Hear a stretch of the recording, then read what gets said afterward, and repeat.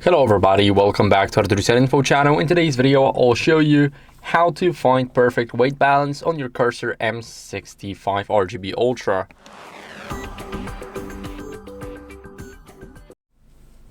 So, if you're looking for that perfect balance, it might be hard to find because everyone's preference is different.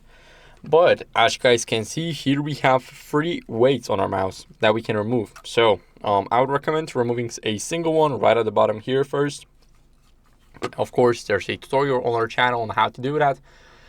If you remove one weight, you can see if it's for your preference or if it's just bad. You can also remove 2 or 3, and then your mouse will go from 115 grams to 97. So if you're a fan of a lightweight mouse, you should definitely go over and remove every single 3 of them because it is the best option.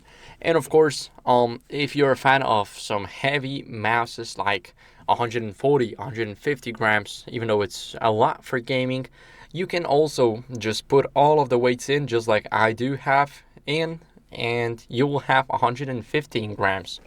So you can find the perfect balance once you just realize what's your preference.